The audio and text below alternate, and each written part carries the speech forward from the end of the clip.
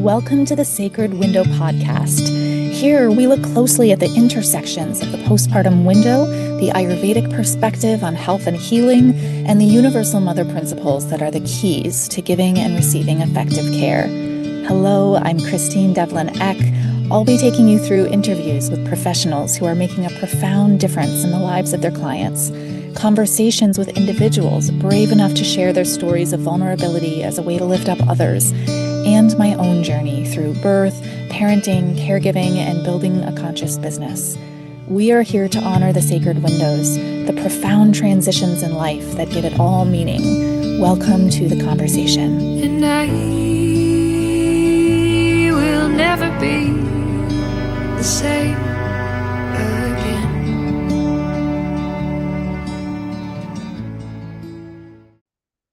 Hi, everyone. Welcome to the Sacred Window podcast. Today, I'm so excited to be welcoming Clementina Consens to the Sacred Window podcast. Clementina is a Toronto-based artist, a program designer, an environmental scientist with over 8 years of experience at the intersection of climate literacy and intentional living. And through her brand, Earth to Clemi, she develops workshops and seasonal tools, creative frameworks that help people build habits in rhythm with the natural world. Soft self-discipline is their wellness practice for embodied responsibility to themselves, their community. It's a devotional approach to rituals aligned with nature's cyclical cues. She's just released the Earth to Clemi Field Guide, which is a seasonal guide to living in right relationship with nature and ourselves. We'll have all the information of how to access that in the show notes.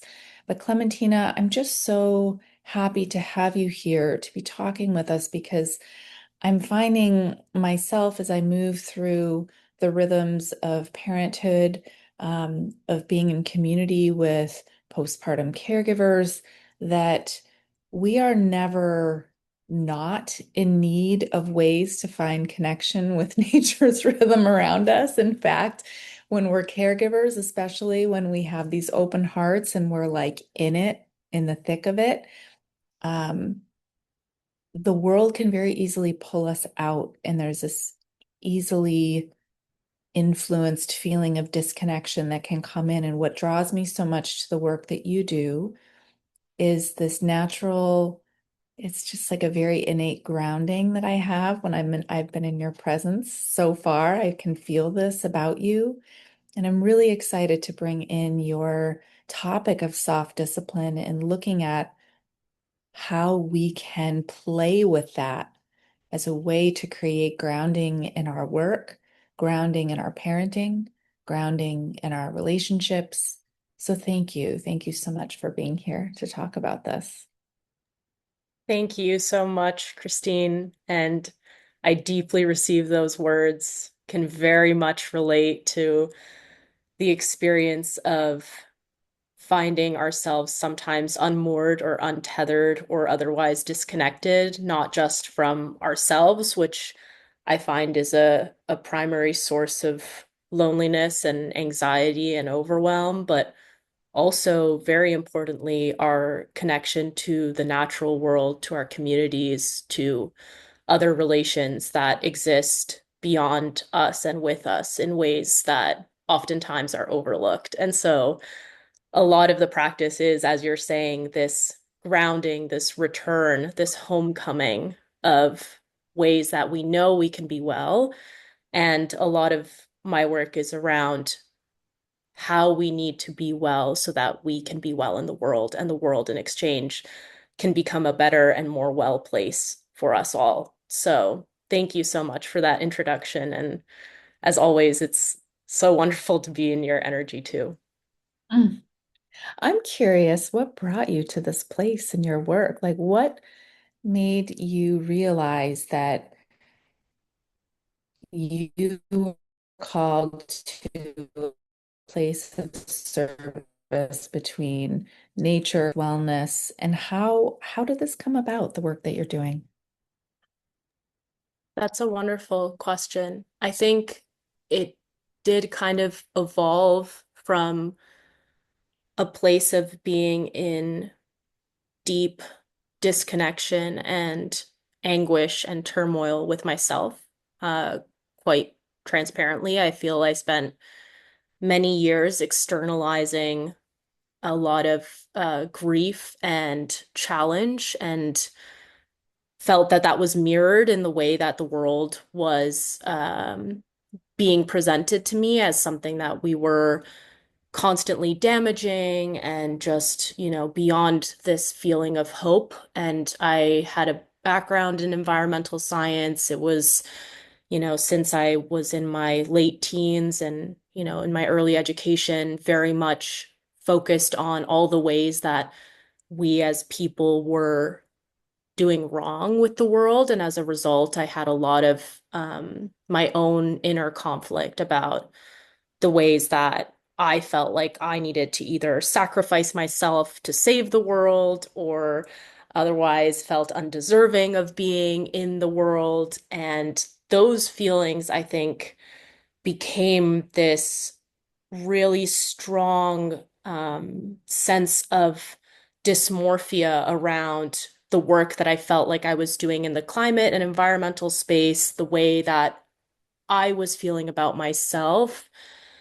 And I was very grateful and fortunate that early in my career, I had the opportunity to sit in a circle with an Indigenous community in Ontario called Saugeen Ojibwe Nation. And I was sitting in the circle as a consultant on the side of a nuclear power company.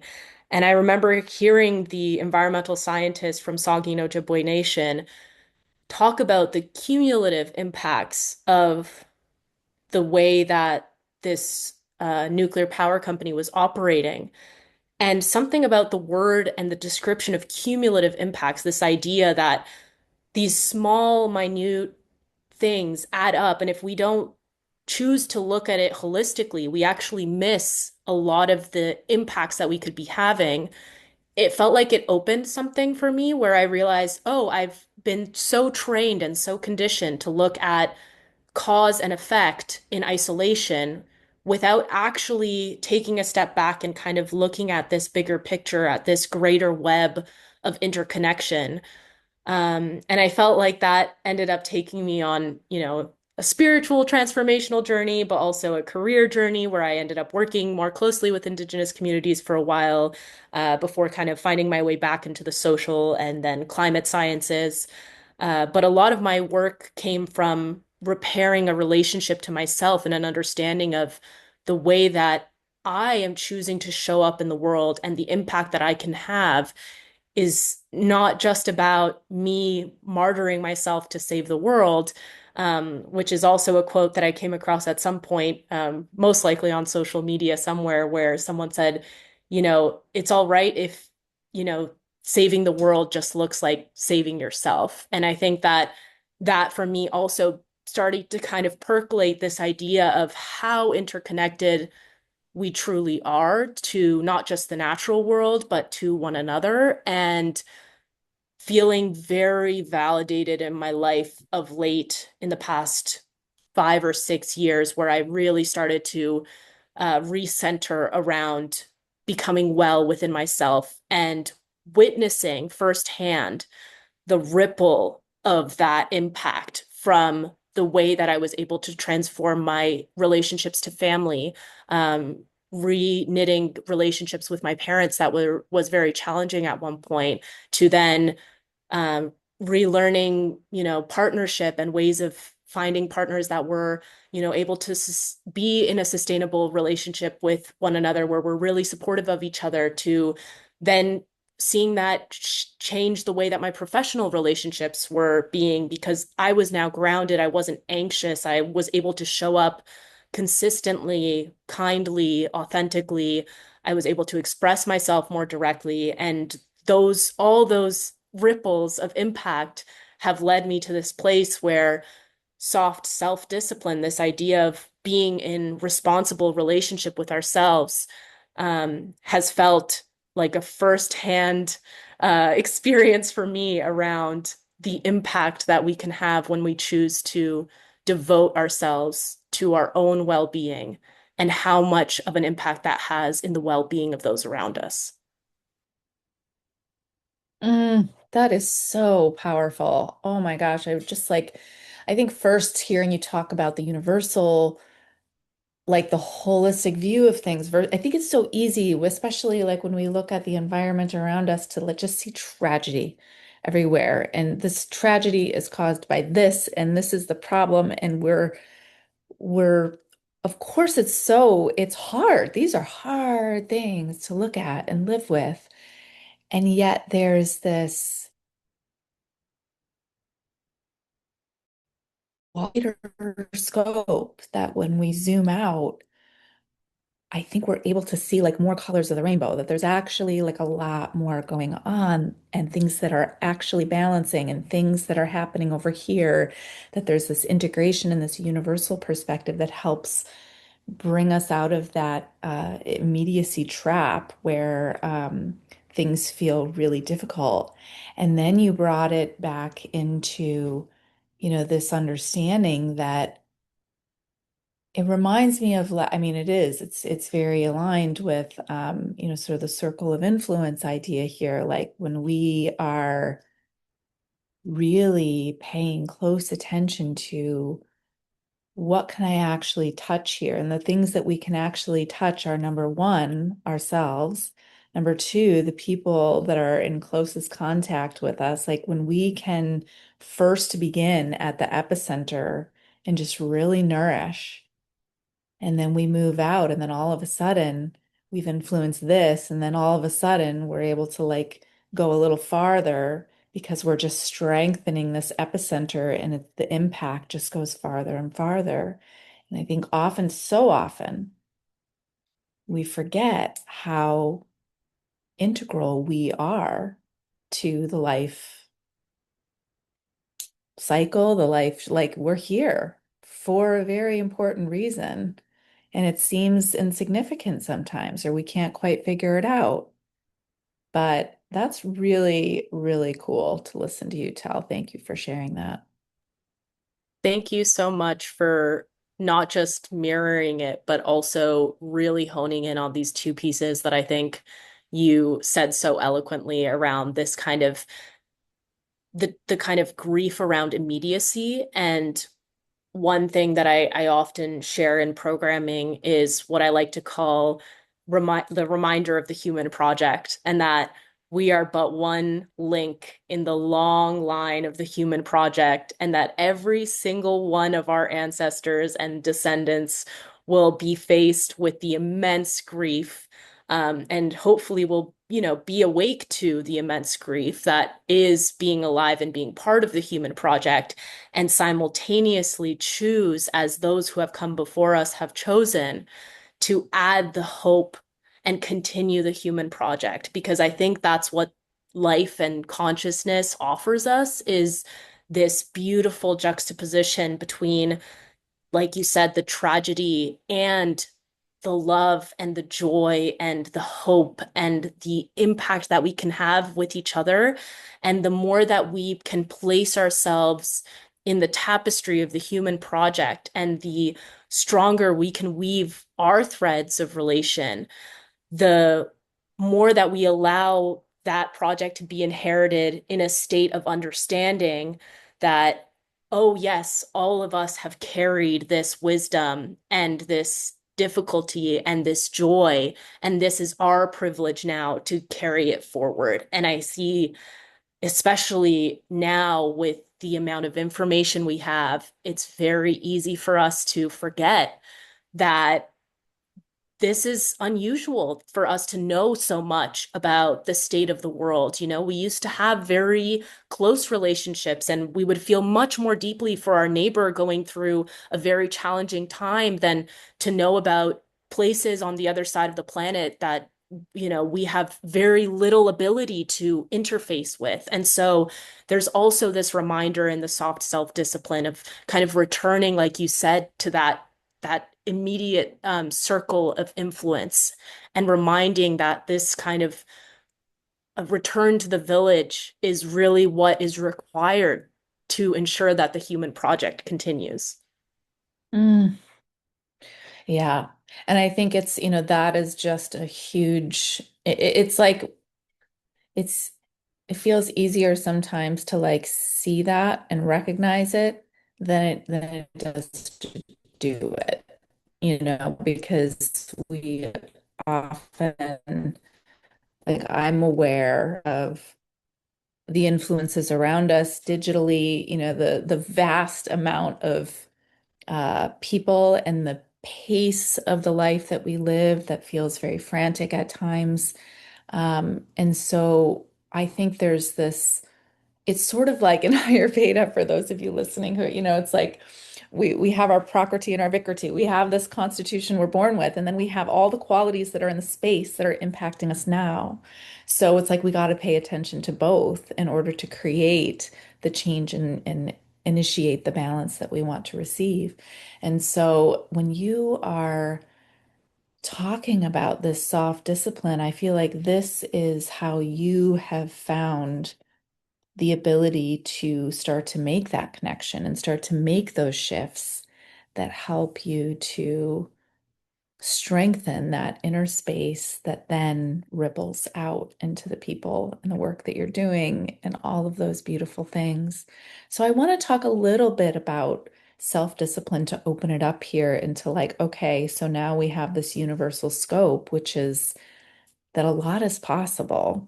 There's a lot happening and a lot is possible. And let's like narrow it in to what does this mean for me in my daily life? Talk a little bit about soft discipline.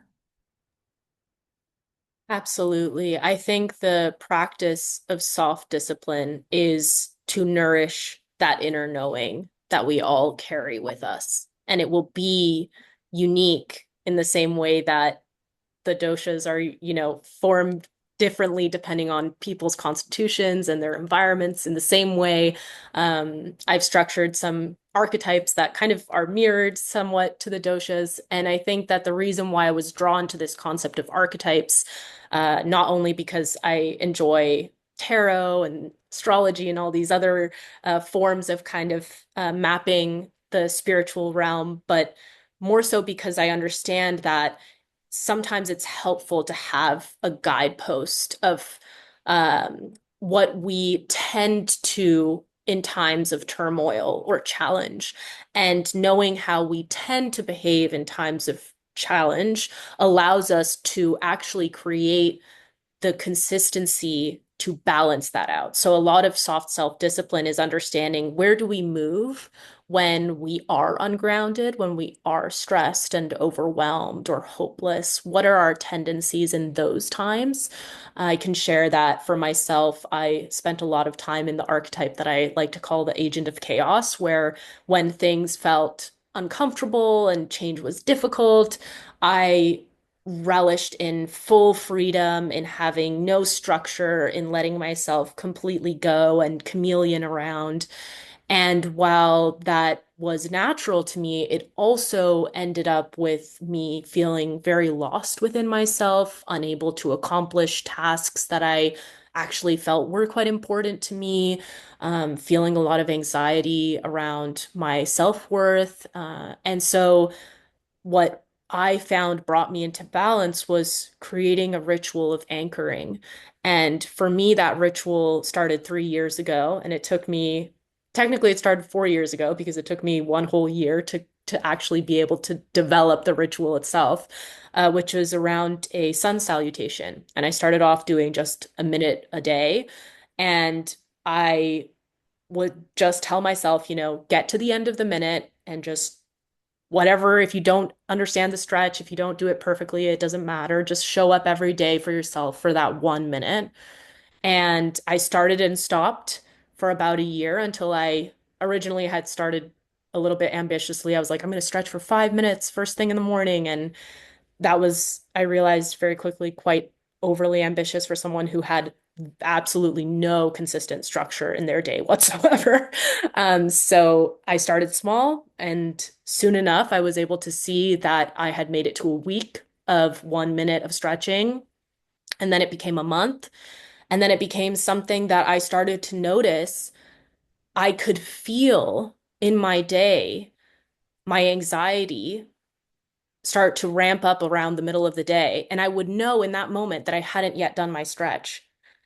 And it was then that I realized, oh, this is tangible beyond just this idea of stretching. I thought, well, it's something for my body and that's great and I'll just see how it goes. But the exploration of allowing myself to be curious about what that ritual could mean for me ended up resulting in me experiencing a huge decrease in my state of anxiety to the point where I quite honestly can attribute a lot of my uh, nervous system regulation to the active choice of making that time, whether or not it was a stretch. I don't think it was important, the movement, but the fact that I had chosen myself and carved that time for myself every day without negotiation, that that time was for me, that taught my nervous system that I was caring for it, that I was here, that I was present, that I was choosing to show up. And for someone who maybe is very structured and very rigid, the release and the ritual might be more around letting go, meditating, not having something that you're focused on for a minute, but the choice to show up for yourself consistently and have the responsibility of caring for yourself for quite literally just a minute a day at the start. Um, I did experience a very tangible impact on my anxiety, my overwhelm, my my mood, my ability to be patient with others. And now I'm on year 3 of doing this stretch every day. Of course, there are days that I miss or I am sick and I don't do it, and those are all wonderful things to be okay with because that doesn't mean that you haven't done something consistently. But I do think that the choice to show up for myself then allowed me to begin orienting my life in a way where I became that epicenter of, oh, if I make the choice to change my focus towards myself for just a moment each day, I actually see the tangible impact of how that is influencing the people around me and what I'm able to actually create and how I show up. How are you sharing your gifts and passion for caregiving with others? In a world where education and awareness around the postpartum window is lacking or missing from our modern systems, we have a profound opportunity to shift that paradigm. You may be a few simple offerings away from making a truly impactful difference in the lives of mothers and families in your community. We are here to support your journey in the ways that work best for you. Schedule a conscious care strategy session to meet one on one with me, and let's identify the right next step for you to begin a path of conscious care for new families that fits your life and your needs. Visit www.sacredwindowstudies.com/strategy-session to schedule a time that works best for you. That's www.sacredwindowstudies.com/strategy-session. It's so interesting because as I listen to you, I'm remembering, my 20s and feeling almost that I didn't want to commit to routine for fear of failure, that I was going to drop it anyway. So why would I want to? It was this like honestly like sourced in self-doubt. And I think, as I grew older and when I was able to successfully create something similar to what you did, it really started to shift what I understood that I was capable of. And and also, yeah, I guess also subconsciously like that I was important enough to make that like that was actually like self-love to be able to do that. And it's that's pretty profound. I don't know that I've actually like sat and sorted that out.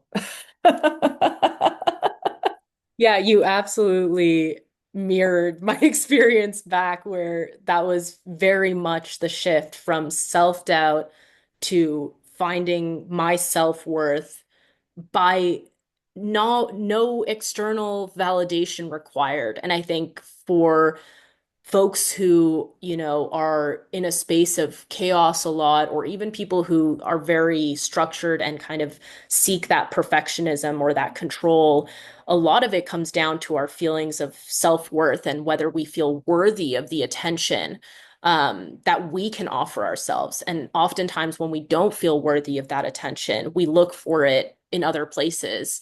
And a lot of my 20s was definitely looking for it in not the most healthy environments. And so, yes, turning that attention inwards, reorienting towards viewing that act of soft self-discipline as a form of self-devotion, as an act of self-love, was transformative for sure.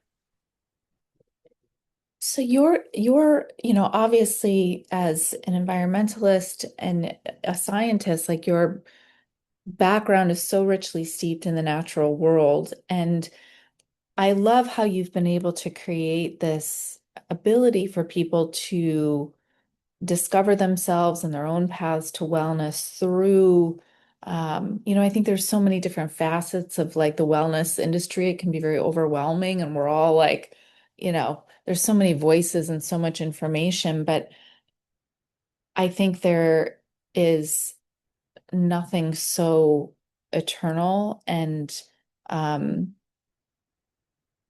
universal than looking to nature around us for the guidance and the information that we personally need to achieve a place of homeostasis and to find a greater sense of nervous system regulation than like the ultimate regulator, which is the planet.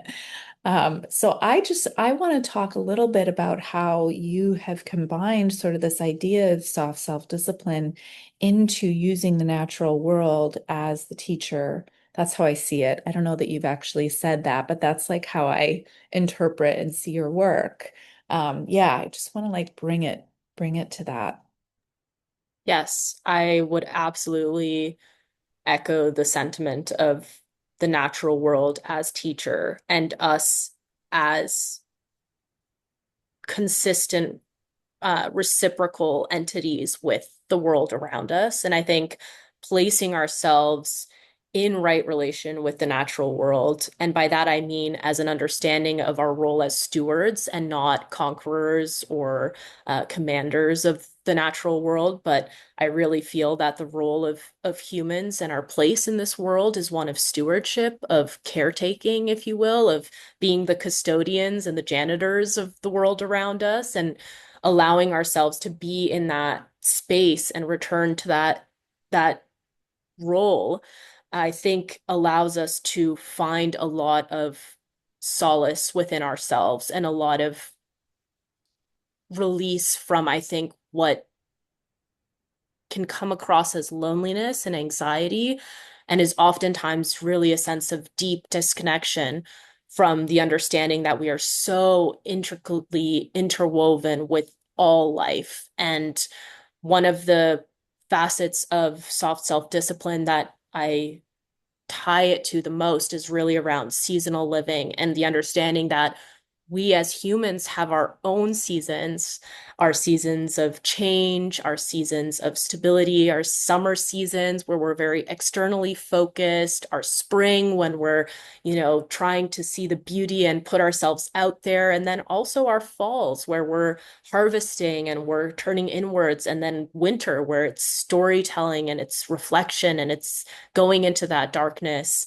And I think oftentimes we've forgotten the fact that we are cyclical beings in the same way that nature is cyclical, and it can feel like we're regressing in our journeys, or it can feel like we're supposed to do something a certain way.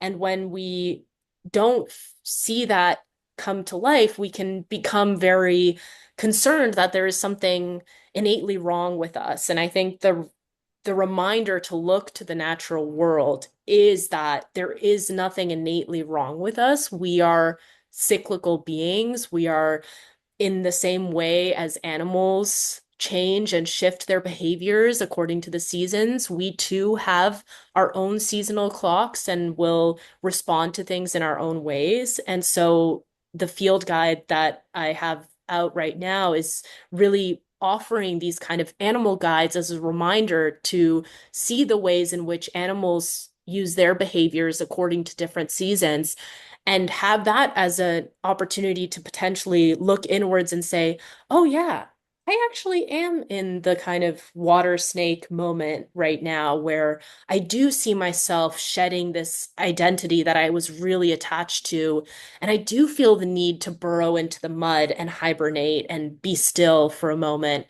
Or I really relate to the red squirrel that's just frantically gathering its pine cones because it needs to have its harvest for the winter. And isn't it amazing that it's, been able to maintain this midden for generations? Like, what is it that I've been inheriting from my ancestors? And what is it that I want to pass on? And maybe what are the things that I don't want to pass on? And so there's so many opportunities to see behaviors that are innately human, innately animalistic, innately well in the world and natural and not just survival, but truly this conscious web of life, and to place ourselves in it, to take the opportunity to pause and reflect and place ourselves in the greater web of life and be inspired by that, and then make decisions to explore our natural instincts, not from a place of, well, there's something wrong with me, so how do I fix it? But from, oh, there's a deep, unsettling feeling that I'm sensing. Where can I get curious? Where can I start burrowing that? Or where do I need to be in my herd and actually not go inwards? Where do I need to lean on others for support? I think all of those pieces come from our ability to place ourselves in a web and see that behavior mirrored in other teachers beyond ourselves, and honestly, beyond any human voice, because oftentimes the most important human voice that I feel is guiding us should be our own. Yeah, and I think when we're tapped in, I certainly feel like for myself, when I get really quiet, I'm able to hear that voice. I think when there's too much happening, it's distorted or it's coming from a place that isn't actually speaking its truth. Yeah. I I'm curious as to how this has started to manifest in your seasonal living. In Ayurveda, we have Ritucharya is seasonal routine. And while this is so foundational for Ayurveda, I find it's actually very challenging in some ways because in our culture we have, the work that we do, the families that we're raising, and the season of rest is often like busier than the season of activity in a lot of ways, or we're just trying to, you know, continue to keep up with our own responsibilities, and it can feel very challenging to follow what I know nature is doing. I'm curious for you as you've started to play with these and really embody this work that you're doing. How have you noticed that you've been able to incorporate some of these cyclical shifts throughout the seasons? I would say that it is absolutely a counterintuitive to our current culture form of orienting ourselves. And I think for myself personally, the most accessible step was to begin to reframe how I was viewing the state that I was in, as opposed to necessarily taking action right away. It started by, I can give a pretty visceral recent example in the spring where I just felt myself in such a funk, and everything was blooming and the energy was coming and the birds were singing, and yet I felt so stuck and receded into myself. And I simply named it. I was like, wow, everything is in spring, and I feel like I'm really still maybe in winter, not quite ready to embrace this energy. I feel the need to slow down even more. And I think naming that for myself and offering myself the opportunity to have my ritual that kind of con continued from winter, where I would just read before bed with my sleepy time tea, and I would just give myself those minutes of time before bed, really allowed me to kind of give myself that permission.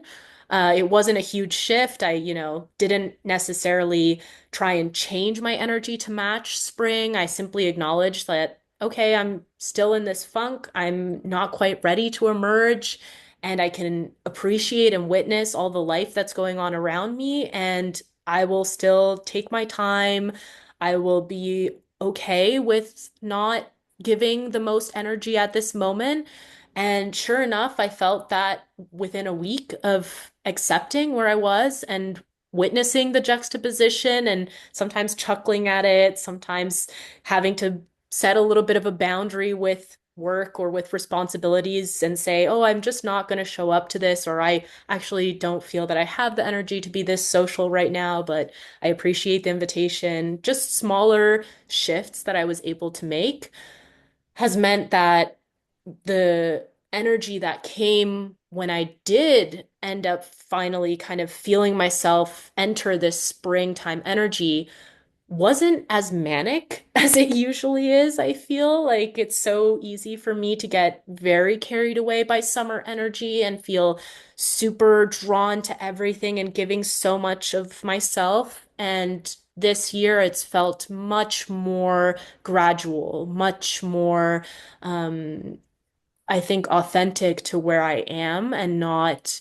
feeling like I'm running to catch up, but rather that I blossomed exactly at the time that I was meant to. And I'm not going to just be shooting out some flowers and they're immediately going to be dropping. I feel like I have something to offer for a little bit longer because I took that time to really cocoon myself a little bit more, before the seasons changed, even though sometimes we can find that we're in a space where the natural world is giving us cues and we actually feel quite differently. And I think that's an important, juxtaposition to honor and name for ourselves. And it won't always be something that we can fully dive into the way that we might want to, but even a couple moments of acknowledgement and action towards our authentic feelings can offer us that opportunity to be truest to ourselves.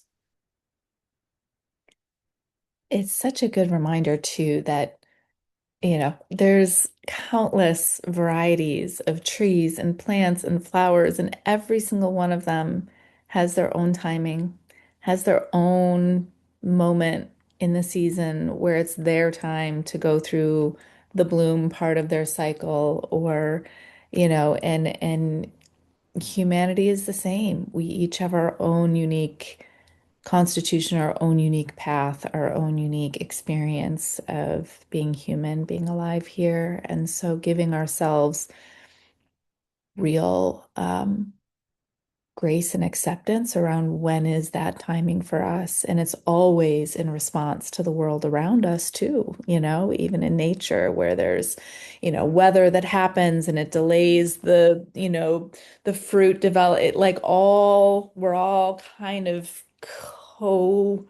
we're like dancing together, and so certain seasons, the qualities are going to be different. Different years are going to have earlier this or later that. And so I love kind of recognizing that it's always a process of observation, isn't it? And just sort of pausing and not putting that pressure that, well, now that it's this time of year, I should be doing this or feeling this. Um, it's really about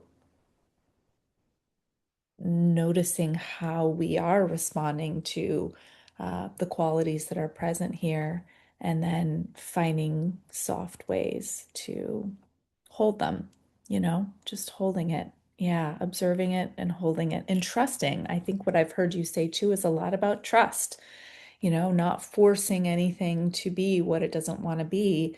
Um, when you just hold it with trust, sure enough, a week later, we're bound to experience some kind of shift and change. That is something that we can't always expect, isn't it?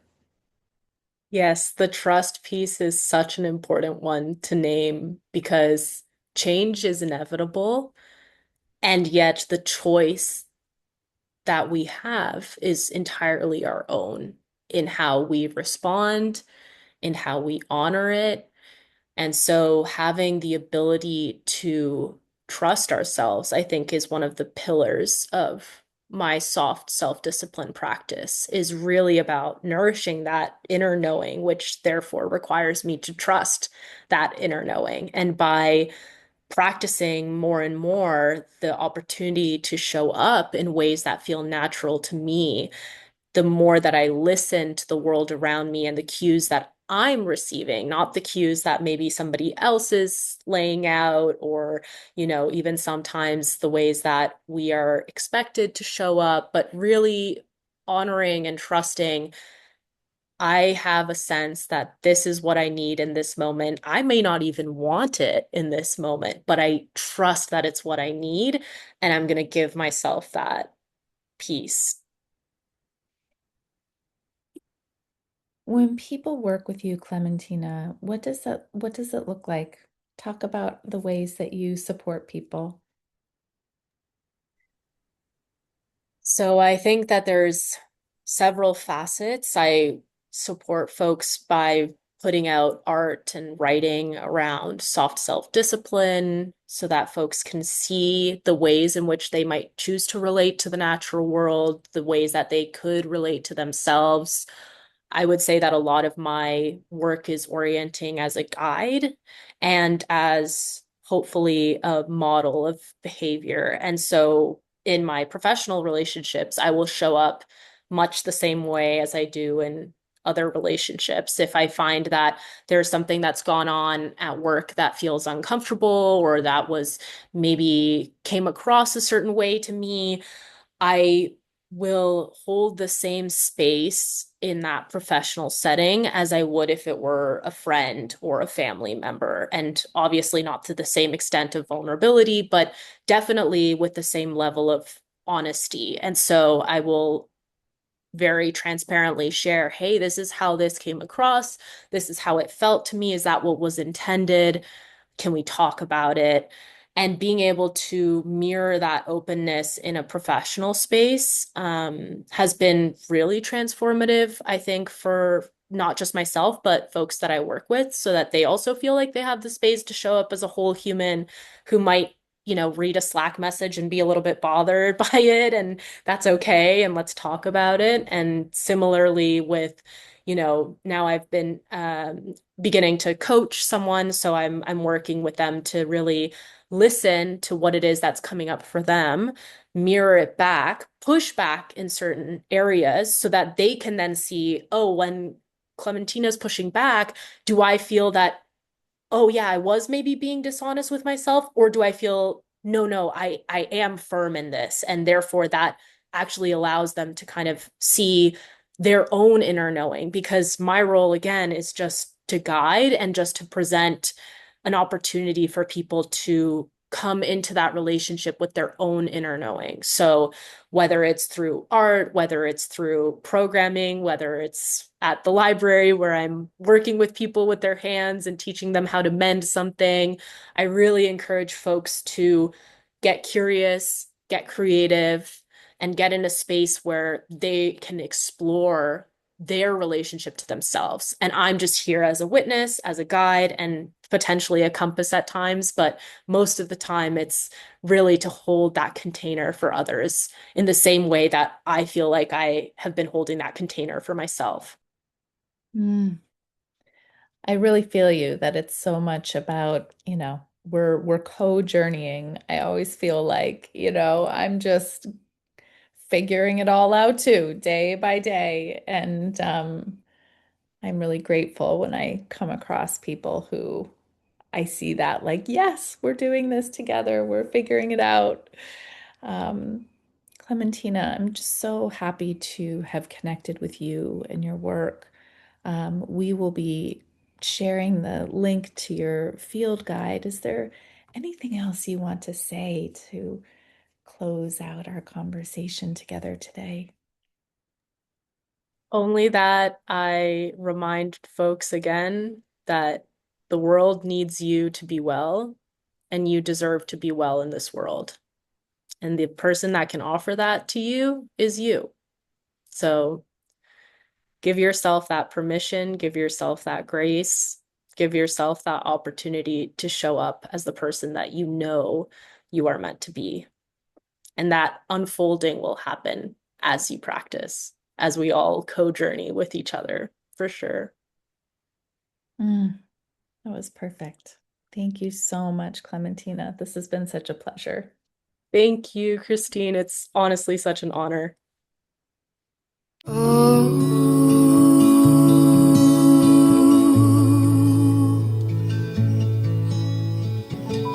Shanti, Shanti.